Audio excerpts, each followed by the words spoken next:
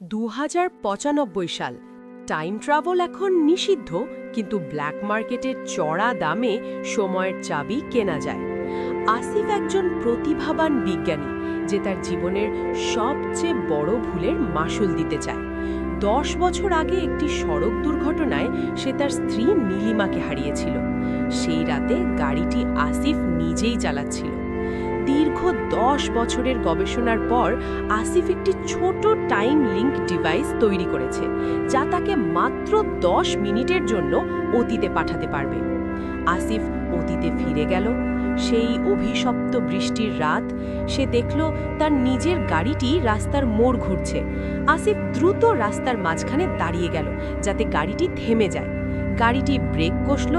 তরুণ আসিফ, অর্থাৎ অতীতের সে নিজে, গাড়ি থেকে নেমে এলো। নীলিমাও বেঁচে আছে। আসিফ সফল হয়েছে। সে দুর্ঘটনা রুখে দিয়েছে। কিন্তু ঠিক তখনই তার ডিভাইসের অ্যালার্ম বেজে উঠল। তার 10 মিনিট শেষ। বর্তমান সময়ে ফিরে আসার আগে সে দেখল রাস্তার পাশের এক সাইনবোর্ডের তারিখটা বদলে যাচ্ছে। আসিফ বর্তমানে ফিরে এলো, কিন্তু এই কি? সে দেখল সে কোনো ল্যাবরেটরিতে নেই। সে এক নোংরা ফুটপাতে শুয়ে আছে। তার হাত পা জীর্ণ। সে যখন নিজের পরিচয় খুঁজতে গেল, দেখল সে এই পৃথিবীর কাছে একজন মৃত মানুষ। আসিফ বুঝতে পারল অতীত বদলানোর এক ভয়ঙ্কর দাম আছে। নীলিমাকে বাঁচাতে গিয়ে সে সেই মুহূর্তটি নষ্ট করে দিয়েছে যখন সে বিজ্ঞানী হওয়ার অনুপ্রেরণা পেয়েছিল। সেই দুর্ঘটনা না ঘটলে সে কোনোদিন সময়ের রহস্য নিয়ে কাজই করত না।